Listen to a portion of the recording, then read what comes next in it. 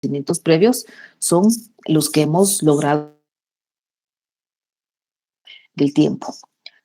Aquí de nuevo se menciona la importancia de nombrar lo percibido para que pueda ser conocido. ¿Y cómo lo nombramos? Con el lenguaje. Esa es nuestra herramienta. Recordamos entonces que lo que existe para que tenga una realidad o una existencia necesitamos entonces nombrarlo. Aquí este párrafo me quedó inconcluso. El de la vida cotidiana, esta definición de la verdad suele ser suficiente porque únicamente podemos, muchas veces no necesitamos comprobar fehacientemente lo que estamos nombrando porque realmente no, no nos es útil en la vida cotidiana y no siempre. Por ejemplo, cuando pedimos si alguien nos puede alcanzar un tenedor o una cuchara o colgar la ropa en el lazo, no necesitamos todo este procedimiento de comprobación fehaciente porque es suficiente, basta con esa definición. Luego llegamos a la teoría consensual de la verdad. Aquí estamos en la página 142. Esta teoría supone consensos previamente alcanzados. ¿Cómo los alcanzamos? Recordamos los consensos intersubjetivos y que son dados como válidos por una comunidad de expertos. Aquí es importante el punto de darle validez a través de una comunidad de expertos porque son las personas que van a estar mejor preparadas y capacitadas para llegar a estos consensos. ¿Cuándo se alcanza esta teoría consensual de la verdad? Cuando somos capaces de compartir los conocimientos con otra persona y entre todos y entre el grupo lo llegue entonces a considerar como verdadero. Por eso es una teoría consensual de la verdad. ¿Cómo podemos llegar a esta? Hacemos un camino por el capítulo, recordamos cómo el conocimiento lo acumulamos, lo perfeccionamos y seguimos aprendiendo. Es un proceso que nunca termina, como vimos que son las características. Llegamos a un consenso y lo intersubjetivo y nos comunicamos o lo compartimos por medio del lenguaje. Y aquí, de nuevo, se menciona la importancia entonces de ser capaces de compartir estos conocimientos para coincidir en considerar algo como verdadero. Esta teoría parte de algunos supuestos que están enumerados en el libro. Uno es que la realidad existe y es independiente de ser conocida o no. Ya lo habíamos visto, la realidad es una, ahí está. Pero las personas tenemos acceso o nos acercamos o aprendemos esta realidad por medio de nuestros sentidos, la interiorizamos y creamos una representación simbólica en su mente. Regresamos a lo que habíamos visto, sujeto, objeto y representación. Ustedes lo recuerdan, la representación es como la idea que nosotros vamos a tomar de la realidad y la vamos a crear entonces en nuestra mente. Cómo y así nos creamos una representación de esta realidad. Luego vamos a verificar esta representación de un hecho que nosotros tenemos a través del diálogo con las otras personas o con los libros o con la cultura. Entonces es ahí donde se puede ver el consenso, que no basta únicamente aprender o apropiarnos de esta realidad por medio de una representación, sino que también verificarla a través del diálogo que nosotros tenemos con los demás. Pensemos en el caso de la pandemia. Al principio, pues no se sabía nada, realmente se sabía muy poco. Ustedes recuerdan, por ejemplo, cómo la información que se daba al principio, qué medidas de seguridad había que tomar, en qué consistía. Se sabía muy poco y había mucha sobreinformación.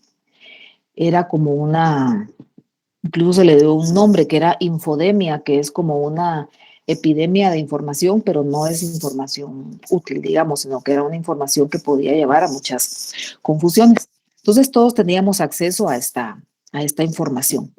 ¿Qué hicimos? Accedimos a una realidad a través de nuestros sentidos vimos lo que percibimos, lo que estábamos viviendo y empezamos a buscar información acerca del mismo y a consultar personas, los pocos que eran disponibles y de esta manera fuimos llegando entre todos a un consenso acerca de la verdad, en qué consistía todo esto que se está manifestando. Se logra entonces un conocimiento verdadero cuando la representación mental de uno es la misma que la de cualquier otro. Se supone que de esta forma se puede llegar con una mayor certeza y con una mayor confianza al punto de la verdad que se está discutiendo. Y aquí también se menciona que no se puede llegar a este consenso de la verdad si no hay si no se cuenta, por ejemplo, si no se cuenta con una forma de comunicarlo. ¿Y cómo? Pues ya lo vimos en partes anteriores a través del lenguaje, no solamente para compartir los conocimientos, sino que también argumentar acerca de los mismos. ¿Cómo se construye entonces la verdad? Debe establecerse mecanismos de validez. Para esto, ¿qué se necesita? Que haya expertos en el tema. Si lo aplicamos, por ejemplo, en el tema, en la pandemia, recordamos, pensemos en la cantidad de información que al principio llegaba de personas que no eran expertas o que aludían en muchos casos eh, a se le llama pseudociencias, que no son científicos, son personas que consideran que son científicos, pero no lo son. Entonces, empezamos a recibir todo este tipo de información. Pero para llegar a esta verdad necesitábamos contar realmente con expertos en el tema. Y todos estos son los puntos que nos van a permitir llegar entonces a la verdad. También se requiere madurez moral. ¿Cómo se traduce esta madurez moral? En el deseo de averiguar, de conocer, de saber, de llegar a la verdad, pero no para imponer criterios, sino que prima el interés común por construir la verdad. Y el hecho también de tomar estas condiciones como un referente para la construcción de la verdad. Pensemos de nuevo, regresamos a la pandemia. ¿Qué sabíamos? Queríamos llegar a la verdad, no teníamos casi nada de información, era una realidad y todos la leímos o la vivimos de una forma distinta dependiendo de nuestras propias condiciones. Sin embargo, empezamos a investigar, teníamos información y aparte de la información estábamos viviendo esto. Entonces empezamos a buscar fuentes confiables, que es un punto muy importante de buscar expertos en el tema. Y queríamos saber qué es lo que había pasado, qué es lo que estaba pasando. Poco a poco empezamos a hablar con otras personas que tal vez habían buscado información en otras fuentes, pero queríamos llegar a la verdad. Eso es lo que queríamos, una teoría consensual de la verdad. En estos diálogos que tuvimos, por ejemplo, podría darse el caso de una persona que haya decidido tomar, por ejemplo, no me recuerdo, se llama HDL, es algún compuesto con cloro que algunas personas afirman que funciona muy bien y lo toman y algo así. Pero otras personas consideran que no. Entonces, vimos muchas posibilidades, pero lo que se estaba buscando era un interés por llegar o construir una verdad. Entonces, de eso se trataba, del diálogo, de establecer una comunicación para poder llegar a ella. ¿Qué es lo que se busca entonces con el conocimiento científico? Liberar al ser humano de conocimientos falsos, prejuicios y dogmas. En la construcción del conocimiento acerca del tema que les estoy comentando, todos, sin excepción, hemos enfrentado diversas fuentes o eh, fuentes de, digamos, información, aunque algunas eran más de desinformación, para lo que está sucediendo. Es importante cuando nosotros queremos llegar al conocimiento científico, liberarnos de conocimientos falsos, de los prejuicios y también de los dogmas. Ustedes recuerdan que a principios del año o a finales del año pasado nos decían que que en las vacunas, por ejemplo, iba un chip o que íbamos a, bueno, de todo, ¿verdad? Que íbamos a tener, sí, hasta hay bromas, ¿verdad? Que usted ya tiene señal ahora incorporada y todo esto. Entonces, había mucha información que obviamente eran conocimientos falsos, de prejuicios y también están los dogmas. Los dogmas son como unas creencias de fe, por ejemplo. Usted acepta algo por fe, porque es así, no acepta, un dogma no acepta ninguna discusión. Y esto, por eso los dogmas representan como un riesgo porque no admite discusión, no admite ser perfeccionado, no admite ningún cambio. Entonces es como, no reúne las características que vimos en el conocimiento, que es acumulativo, perfectible y perenne. Un dogma, pues, solo es un dogma, no se puede perfeccionar. ¿Qué se busca entonces en el conocimiento científico? Una visión integral del ser humano, que se pueda vincular el saber con la sociedad y las implicaciones éticas que conlleva. No se trata solo de saber por saber, sino que también, aparte de saber comunicarlo, compartirlo, llegar a un consenso, que esto tenga relación con la sociedad y las implicaciones éticas que conlleva, porque sin duda esto también es importante, son las implicaciones éticas que esto va a conllevar. Y así vemos que lo que buscamos es evitar caer en una visión aislada de los descubrimientos, sino que más bien conectarlos con todo el conocimiento humano, no verlo como algo eh, que no tiene ningún vínculo con todo lo demás, porque nos damos cuenta que sí está relacionado, todo forma parte de un todo, que como vamos a ver en el capítulo siguiente, que todo tiene una relación. Vemos entonces que la filosofía está en todas las actividades y puede aclarar, como se menciona aquí, algunas dudas éticas y acerca de la metodología también, que van a ser superiores a los ámbitos particulares de cada ciencia. ¿Por qué? Recordemos lo que hemos visto a lo largo del curso, que lo que buscamos es un pensamiento riguroso, actuar de una forma ética, y aquí recordamos el tema de la instrumentalización de la persona, de tomarla como un medio para lograr un fin, y también de tener de llegar, de tener la capacidad de formular una serie de pasos para llegar a obtener una conclusión.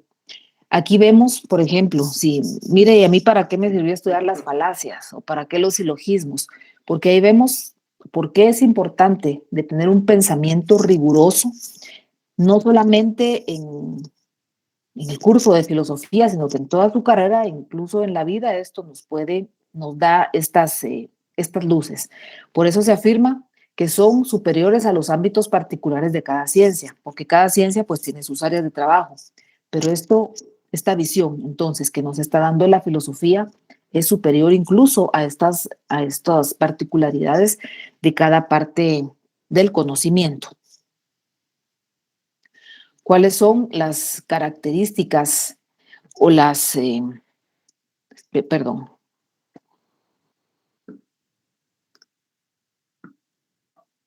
peculiaridades del pensamiento científico? Tiene un carácter empírico, se tiene que evidenciar en una realidad concreta, no se conforma con la racionalización de sus descubrimientos. ¿En qué es eso de que no se conforma? Que no basta con pensarlo únicamente, sino que debe tener una aplicación concreta. Necesita evidenciarlo en una realidad concreta, no solamente quedarse en pensarlo, en meditarlo, lo cual no quiere decir que esto no sea válido, es parte de lo mismo, pero se necesita evidenciar de una forma concreta. La ciencia entonces parte de a ellos. Y algo importante es que cuando la ciencia construye nuevos conocimientos, lo analiza para que no contradiga los conocimientos o leyes previos o ya establecidos, que eso también lo hemos visto a lo largo del curso. Entonces, aquí terminamos el capítulo 11. Me gustaría saber, antes de ver las actividades, cuáles son sus dudas para que podamos aclararlas y luego vemos las actividades.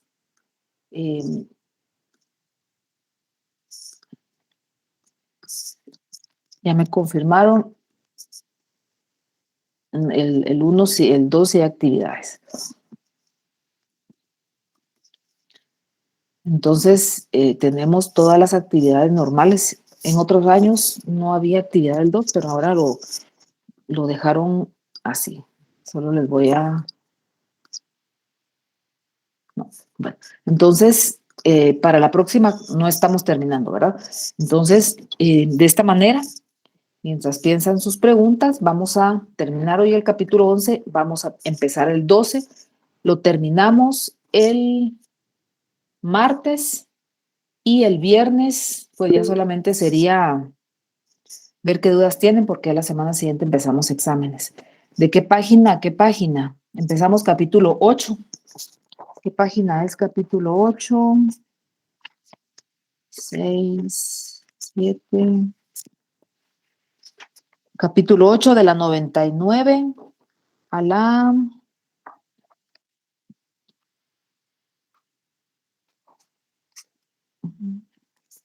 Vamos a ver, a la 154, 99 a 154.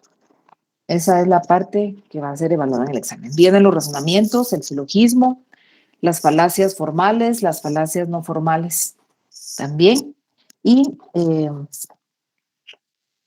esta parte del capítulo también.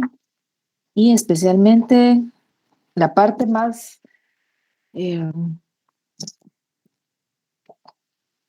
de la parte más importante del capítulo 13 también, pero pues no lo vamos a trabajar por falta de tiempo y no vamos a correr porque no, así no sale. Bueno, entonces ahí tenemos las características, ya recorrimos el capítulo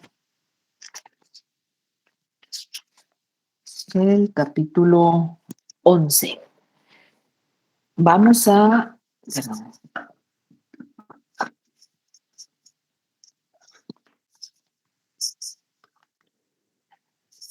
Vamos a revisar entonces las preguntas del capítulo, de las actividades, perdón, del capítulo 11. Vamos, por favor, a la página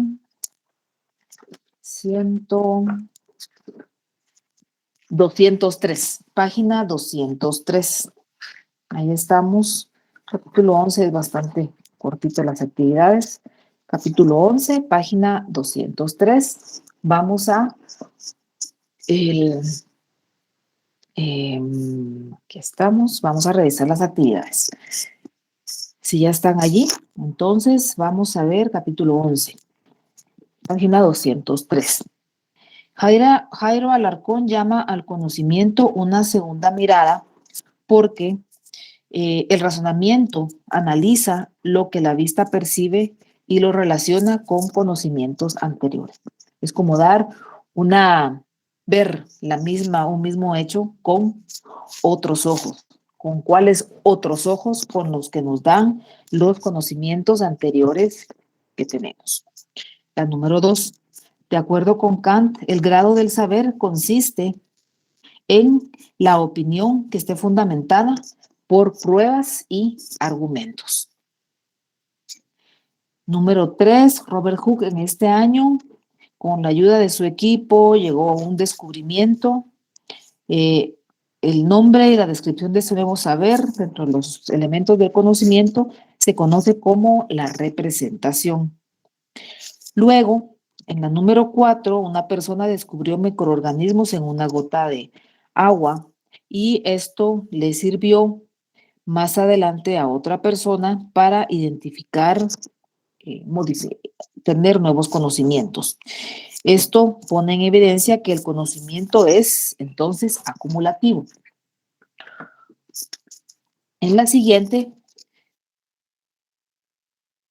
indispensable de la teoría consensual de la verdad es que para que ser conocido, lo percibido necesita ser entonces nombrado.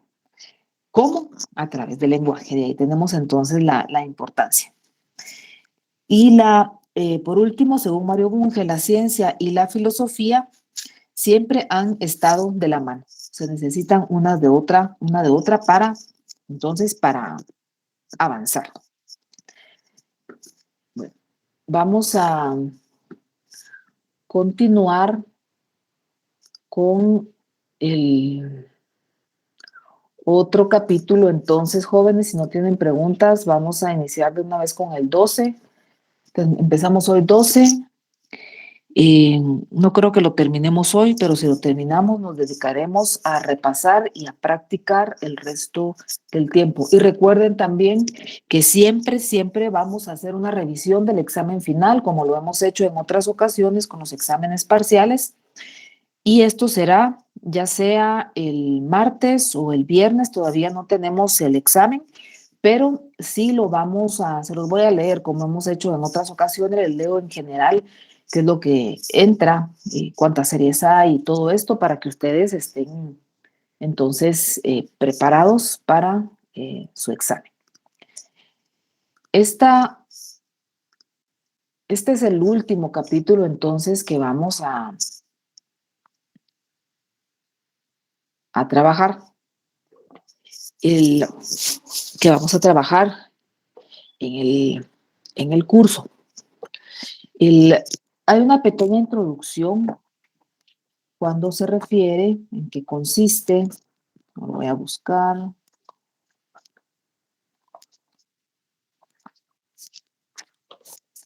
En qué consiste la dialéctica y luego se pasa a presentar los distintos principios, los distintos principios de esta filosofía. ¿Cuál es?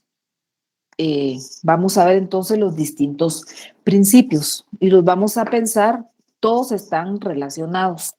El principio del cambio incesante explica entonces que el mundo es producto de cambios incesantes, absolutamente todo. Nosotros, desde que nos nacimos, incluso desde luego antes de nacer, fuimos productos de cambio incesante. No cambian solamente las personas, también las ideas, los lugares, los objetos, desde luego. Y el hecho de que todo sea producto de un cambio incesante es, si se quiere ver, ventajoso. Para algunas personas, pues tal vez podrá ser algo no ventajoso, pero es algo producto de un cambio incesante. Si ustedes, los que han visto Ratatouille, de ese ratón que es cocinero, recordarán algo que dijo, creo que Antón Ego, que dijo que lo único permanente era el cambio. Es una de las, en algún momento lo dijo. Entonces, esto se refiere entonces al cambio incesante. Todo está en constante cambio. Lo único, para parafrasear lo que dijeron, lo único que no cambia es que todo cambia. Eso es lo único permanente, porque siempre estamos en un proceso constante de cambio, de revisión, de nuevos aprendizajes. A lo largo, por ejemplo, de la carrera que ustedes empezaron este año, han experimentado cambio incesante, no solamente en ustedes como seres humanos, sino que también en el conocimiento, en el punto de vista, en la perspectiva con la que ustedes analizan las distintas situaciones. No lo ven ahora igual que cuando empezaron la carrera. Antes de empezar a estudiar, ustedes podían tener una idea acerca, bueno, yo voy a ser abogado o abogada porque tal o cual razón, pero esta idea que ustedes tenían mientras empezaron a estudiar es posible que haya cambiado. Está en un proceso de cambio, entonces, incesante. Los conocimientos que llegan, digamos, los nuevos, son de nuevo revisados, se buscan nuevas evidencias para respaldar todo esto. Se menciona también el movimiento interno que proviene del objeto mismo y el movimiento externo que es entonces favorecido por lo exterior, pero es algo permanente. Si se desea conocer la transformación permanente que tiene, podríamos decir, mire, pero esta piedra no cambia. Es posible que en el momento en el que usted la tiene en su mano, a usted le parezca que no cambia, pero para llegar a ser una piedra tuvo que haber pasado un proceso de formación. Eh, y incluso en el momento en el que usted la tiene en su mano, también está cambiando. Lo que pasa es que estos cambios obviamente no son visibles inmediato para la vista, como puede ser otro tipo de cambios, pero es lo único permanente. Si pensamos, por ejemplo, en en los videos educativos donde se informa acerca del crecimiento de las plantas, vemos una planta que es filmada con una cámara y luego lo pasan en cámara rápida, ahí vemos que no se mira, cuando estamos viendo una flor no vemos que esté creciendo o marchitando, pero sigue un proceso y tiene una transformación entonces permanente. Y esto es importante, ¿por qué? Porque va a permitir a la ciencia desarrollarse, a ustedes como profesionales crecer en su desarrollo, seguir un camino, están cambiando, están mejorando. Este principio termina con la idea de las verdades absolutas. ¿Por qué? Porque todo cambia. Una verdad absoluta tendría que ser indiscutible, no se puede ni siquiera pensar que pueda ser modificada, pero cambia. Entonces, a esto se refiere el principio, el principio del cambio incesante. Otro principio es el de la concatenación universal. Concatenar es como encadenar. Pensemos en una cadena, Una cadena tiene muchos eslabones y ahí se refiere que nada existe aisladamente. Aquí podríamos pensar, por ejemplo, en el cuento El ruido de un trueno, como está mencionado en el libro. ¿Por qué? Porque un hecho ocurrido en el pasado cambió totalmente el futuro. ¿Por qué? Porque todo está encadenado. Es decir, existe una concatenación universal. Cuando algo se aísla, entonces ya pierde sentido porque todo tiene una relación. Cada pieza entonces va a depender de las demás. ¿Para qué? Para permanecer, para existir, para tener un sentido. Si una parte deja de funcionar, entonces eso le pasa a todas las demás, los afecta de alguna u otra manera. Piensen, por ejemplo, si ustedes pierden un curso, no pueden seguir estudiando, necesitan completar ese esquema, digamos, del curso. Todo eso depende de los demás. El esquema de vacunación, no basta una dosis, deben ser las dos dosis para que tenga un sentido, funcione, para que funcione la protección. Vimos el ejemplo también, el de la persona que destruye una mariposa en el cuento. Si dejamos un curso, pensamos en un reloj, tenemos un reloj, le podemos quitar una pieza porque probemos a quitar una pieza, ya no funciona. Si tenemos un carro, desconectamos unas mangueras, ya no funciona. Entonces, de esta forma, vemos cómo todo está encadenado. Es decir, existe una concatenación universal. ¿Cómo lo vemos en el pensamiento científico? Que se analiza un fenómeno y lo ubica en el contexto de todas sus relaciones, no como algo aislado. Aquí podemos ver un ejemplo muy vivo de la concatenación universal es el origen del COVID-19, que sabemos que pues, se ha conjeturado mucho con el inicio, que la sopa de murciélago y todo lo que hemos leído que se dice al respecto, pero vimos como un hecho que ocurrió a miles de kilómetros de Guatemala, se tuvo muchos eslabones y pues el resto pues ya sabemos, está relacionado. Cuando algo, un punto se cambia, eso provoca necesariamente una cadena de cambios, como era lógico concluir. Vimos lo del reloj, vemos lo de los cursos, vemos cómo la modificación de partes de un todo va a afectar a la totalidad. Entonces, a esto se refiere concatenación universal. Vimos la primera. El primer principio es el del cambio incesante, es decir, todo tiene una transformación permanente. La concatenación universal, a este principio se refiere a que todo está encadenado. Tiene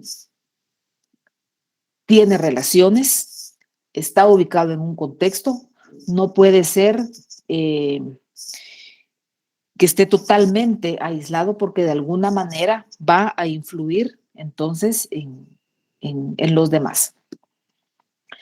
El otro principio es el de la unidad y lucha de contrarios. Esta se conoce como la primera ley de la dialéctica y afirma que en la esencia de todo lo que existe hay dos opuestos que se presuponen, es decir, uno supone la existencia del otro.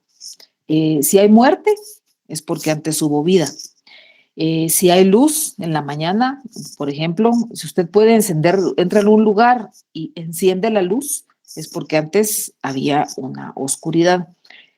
Si está enfermo, es porque antes estuvo sano. Y si usted dice, mira, ahora estoy sano, es porque antes estuvo enfermo. Las ideas entonces se van a presentar como parejas de opuestos y el significado de una depende y va a generar el significado de la idea opuesta. Entonces, a esto se refiere la unidad y la lucha de los contrarios. ¿Por qué? Porque la coexistencia de opuestos en una misma realidad resulta en una lucha perenne entre los dos. Para las personas que sean creyentes, por ejemplo, podríamos decir el Dios o el bien y el mal están en una lucha constante, o los ángeles y los otras entidades, por ejemplo. Ahí podemos ver cómo son como los opuestos de una misma realidad. Incluso me parece que para la religión cristiana, el, el diablo era un ángel caído, me parece. Entonces ahí vemos cómo de una realidad tiene otra arista. Y resulta entonces en una lucha constante entre los dos, que es la que va a generar los cambios. ¿Dónde lo vemos? En el conocimiento. Cuando una idea nueva que surge se va a oponer a la anterior, la va a sustituir y así sucesivamente. ¿Por qué se va a oponer al anterior? Porque se está produciendo un cambio constante, como es lo que hemos visto, va a sustituir esta y así sucesivamente. Un conocimiento da lugar a otro. Como les digo, todos estos principios los tenemos que ver como en conjunto. En algún momento vamos a enfocarnos en cada uno específicamente, pero todos funcionan juntos, digamos, no, mire, aquí está un principio y no aplica el otro, no, todos están como juntos, funcionan como un conjunto, digamos. Entonces, los conocimientos que dan lugar a uno novísimo, se produce entonces un cambio incesante, pero sin el conocimiento anterior no se habría comprendido el nuevo. Estos cambios ocurren porque uno de los opuestos venció o mejoró o superó al otro.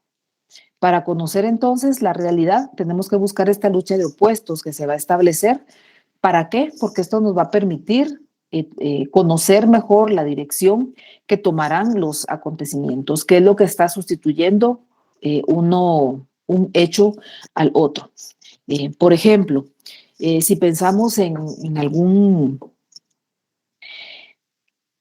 pensemos en dos partidos políticos que sean opuestos y que ambos estén en una constante lucha del poder. Cuando un partido, uno de los dos, imaginemos que un partido ha estado muchos años en el poder y llega a otro, entonces es importante conocerlo. ¿Por qué? Porque a partir de allí es posible que se empiecen a generar cambios, a producirse nuevos acontecimientos. Entonces, para conocer esta realidad debemos como estar siempre atentos, abiertos al conocimiento. El, para ver todos estos principios y que, bueno, mire dónde está pasando este principio. Lo más importante es que estemos como conscientes, atentos, y no se trata, pero sí conscientes de los distintos situaciones que estamos viviendo donde podemos ver la vigencia y de cómo se están manifestando entonces todos estos principios. Esta misma ley entonces permite comprender mejor los fenómenos sociales. Ahora bien, los cambios cuantitativos a cualitativos. En esta parte del capítulo vimos cómo existen dos tipos de cambios, los cuantitativos y los cualitativos. Los cualitativos implican cambio de la esencia, pasa de ser A ser B. Pero los cambios cuantitativos son los que van como a producirse a menor escala para llevar de un lado al otro. No cambian la esencia del objeto, pero sí se producen, pero no van a cambiar su naturaleza. Como vimos en este capítulo también, ustedes lo habrán visto porque yo supongo que ya lo habrán leído, de esto depende mucho para hacer una afirmación, si un cambio es cuantitativo o cualitativo, ubicarnos desde un punto desde el cual estamos viendo un fenómeno. En general, ¿qué podemos decir de estos cambios? Cuantitativo no cambia la esencia del objeto y el cualitativo sí la cambia, provoca una transformación de la esencia. El cuantitativo modifica un objeto o una realidad sin que ésta vaya a perder su naturaleza. Y mientras que el cambio cualitativo, a través de estos cambios, la realidad va evolucionando y se va a transformar en algo que va a ser distinto cada vez. El ejemplo que está en el libro, por ejemplo, un ejemplo, por ejemplo, el cambio cuantitativo. Si usted tiene un cuaderno y escribe allí, eso no va a dejar de ser cuaderno por lo que usted le está haciendo. Le puede hacer algunos cambios, lo puede forrar, le puede quitar el forro, le puede arrancar 2 o 3 hojas, pero igual va a seguir siendo un cuaderno. Entonces son cambios cuantitativos, no van a modificar su esencia, va a seguir siendo lo mismo. Pensemos que usted tiene una planta, tiene una planta, eh, la, la decora, por ejemplo, pensemos en un árbol. Bueno, usted tiene un árbol, lo decora, le puede colocar luces, le puede colocar cal en la parte de abajo, le puede colgar un columpio, le está haciendo cambios cuantitativos, pero va a seguir siendo un árbol. Por más cosas que usted le agregue, le puede colocar un gato en una rama o puede hacer muchos cambios cuantitativos y el árbol sigue siendo árbol. Pero cuando es entonces un cambio cualitativo, cuando el árbol entonces ya no sea un árbol. Aquí tenemos el ejemplo del cuaderno. Si usted tenía un cuaderno y lo quema, allí sí ya no tiene un cuaderno, ya se produjo un cambio cualitativo, ya se produjo una transformación. ¿Qué pasa con el árbol? Si usted le quita todas las ramas, lo poda y únicamente deja un trozo del tronco, entonces ya no es un árbol, esto ya es una banca o algo, pero ya cambió, ya se produjo un cambio. Entonces, regreso. El cambio cuantitativo de cantidad, digamos, no provoca el cambio de la esencia del objeto. Sigue siendo lo mismo. Eh, son cambios que son modificaciones que no van a hacer perder la naturaleza del objeto. Y el cambio cualitativo, allí sí provoca una transformación de la esencia y se va a producir algo diferente cada vez. Entonces, ¿dónde lo podemos ver? Pensemos en una persona. En una persona, eh, piense en usted. Usted en este momento ya no es un niño. Usted ya es mayor de edad, la mayoría de ustedes ya son mayores de edad y eh, fueron niños, luego fueron adolescentes y ahora son adultos. Entonces, allí vemos que hay cambios cualitativos, porque usted dejó de ser niño para ser adolescente, dejó de ser adolescente para ser niño, pero eh, cambió, digamos, ya no es lo mismo, adulto-niño. Sin embargo, usted sigue siendo Juanito, o María, o Rosario, o Roxana, sigue siendo, ya, o sea, conservó su esencia, pero sí tuvo cambios cuantitativos y también tuvo hubo cambios ahí. Entonces, estos cambios los podemos ver en distintos contextos, porque los podemos ver en las ideas, en las personas, en los objetos, en las creencias, las opiniones, los conocimientos. Todo tiene cambia. Puede tener cambios cuantitativos como cualitativos. El, la ley del tránsito de cambios cuantitativos a cualitativos se refiere a que la acumulación de cambios cuantitativos a la larga va a producir un cambio cualitativo. Si vemos, aquí retomando lo que les decía del crecimiento, usted era niño y luego pasó a adolescente, pero para llegar de ser niño a adolescente, tuvo que pasar una serie de cambios pequeños. Por ejemplo, empezó una producción de hormonas, le cambió su voz, cambió su cuerpo. Entonces es una serie de cambios y de repente, pues mire, aquí ya es adolescente. Luego, usted siguió creciendo y no solo llegó a la mayoría de edad, sino que también, por ejemplo, su aspecto y todo siguió modificándose. Recuerden el cambio incesante y se produjo un cambio cualitativo. Ya no es menor de edad, ahora es un adulto. Pero ¿cómo llegó a todo esto? Por todo este proceso de pequeños cambios. Entonces, la acumulación progresiva de estos cambios cuantitativos a la larga van a producir un cambio cualitativo. Así, como les digo, es una cadena. Otro ejemplo, ustedes están, por ejemplo, ahorita están estudiando una carrera, van en primer año, luego pues ya van a aprobar primer año, luego van a aprobar tercero, cuarto, quinto, todos sus semestres, van a aprobar uno por uno, no se los pueden saltar porque todos están encadenados, recordemos la concatenación universal, y al final usted ya no va a ser un estudiante universitario, usted va a ser un profesional. Pero ¿cómo llegó a ser profesional? No se levantó un día, bueno, yo ya soy profesional. Usted tuvo que pasar un proceso de cambios cuantitativos para ver finalmente el cambio cualitativo de estudiante a profesional. Entonces ahí vemos cómo todos estos cambios, la ley del tránsito, que la acumulación progresiva de cambios cuantitativos como los que estamos viendo, tarde o temprano va a resultar en un cambio cualitativo, como el que vimos en usted cuando se transforme ya en un profesional. Vemos lo que les había ahí comentado, lo del caso del niño, cómo se pueden producir estos cambios en el aprendizaje también, cómo vamos acumulando conocimientos. Aquí vemos cómo se incorporan las ideas que vimos en el capítulo.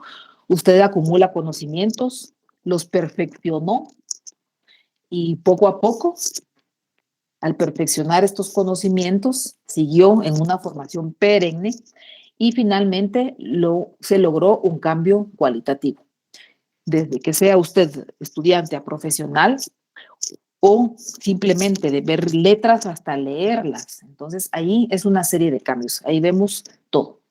Todo cambio cualitativo es detonado, como se dice aquí, necesariamente por varios, no solamente uno, como vimos, sino que por varios cambios cuantitativos.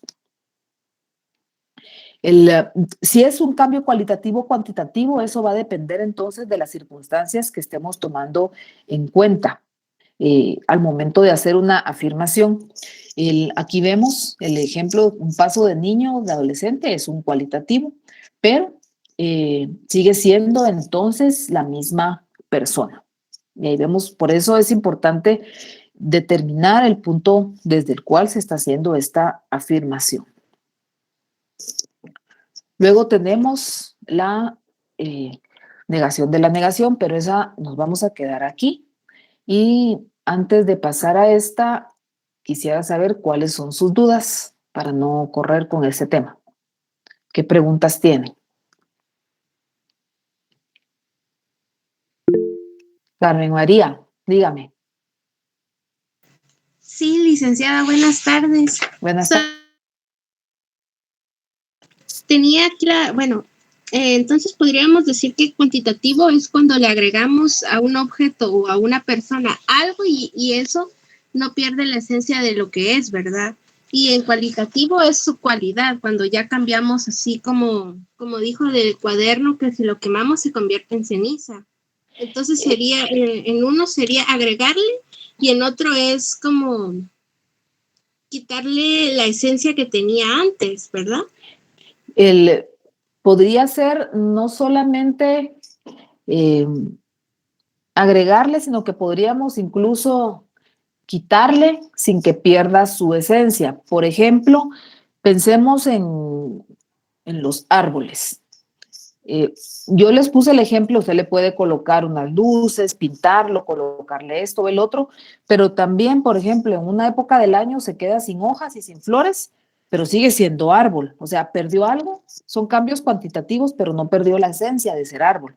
Entonces no podríamos decir que únicamente es agregar, ¿no? Que hacerle cambios, ¿verdad? De eso se trata, de hacerle cambios, ya sea o al añadir o al quitar, pero que no va a perder su esencia. Mientras que el cambio cualitativo pierde la esencia, ya deja de ser lo que es. Si pensamos en el árbol es un ser vivo que nace, crece, se reproduce o tiene tal constitución y todo. Cuando deja de ser eso, entonces ya se produce un cambio cualitativo. ¿Ya? No sé si ahí me explico. Sí, gracias. Sí, con mucho gusto. Gracias. Con mucho gusto. Son algo como accesorio y esencial. Serían como cambios que se están haciendo, Alejandro, cambios por añadir o por eliminar, pero que no van a cambiar la esencia. Si lo aplicamos de nuevo, por ejemplo, en nosotros como personas, podemos aprender, iniciar esta carrera universitaria. Ahorita en la pandemia, miren, yo voy a tomar un curso de esto, yo voy a tomar esto, el otro, voy a entrar al gimnasio. Podemos agregar cambios cuantitativos, pero vamos a seguir siendo nosotros. Estos no van a cambiar nuestra esencia, ¿ya? Entonces, pero como siempre, insisto, tenemos que ver desde qué punto de vista lo estamos afirmando. Ejemplo del cambio cualitativo, en el ejemplo del árbol, cuando pasa de ser árbol a ser leña. Sí, porque ya no es árbol, ya dejó de ser árbol para ser leña. Pero ahí podríamos decir, ahí es un cambio cualitativo, pero también podríamos decir, sigue siendo madera, por ejemplo. Entonces, por eso es muy importante determinar el punto de vista desde el cual lo estamos abordando. Sí, pero es un buen punto. Un cualitativo es cuando deja de ser árbol para hacer leña, o si alguien árbol para hacer un mueble, por ejemplo. ¿Qué otras preguntas tienen?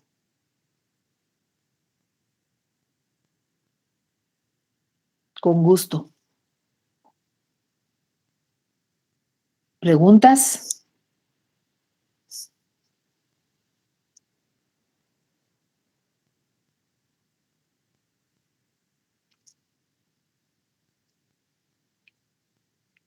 Con gusto, Marcos. Si no tienen preguntas, más preguntas, nos vamos a quedar aquí. El martes terminamos de ver el tema del capítulo 12 y el viernes empezamos a hacer, pues no vamos a empezar a hacer repaso porque yo creo que ya no da tiempo, pero ya el viernes sería únicamente para resolver dudas que tengan y para ver el examen. Por favor, es muy importante. Vamos a ver el examen final. No falten, jóvenes, porque allí pues yo ya les daré información acerca de... Tienen que hacer las páginas del libro. Sí, se sugiere que hagan todos sus ejercicios del libro. Son prácticas, ¿verdad? Al menos hasta el capítulo 12, porque el 13 no creo que nos dé tiempo de llegar. ¿Sí? Bueno, entonces, así es, Carmen María. Con mucho gusto, gracias a ustedes por venir a clase. Que tengan muy feliz fin de semana. Que todos estén bien, jóvenes, al igual que sus familias, compañeros. Cuídense todos mucho, compañeros y compañeras, y nos vemos el martes, jóvenes. Feliz tarde. Feliz tarde a todos. Feliz tarde, licenciada. Feliz tarde, licenciada. Feliz tarde. Feliz tarde, jóvenes. Nos vemos. Feliz tarde, licenciada.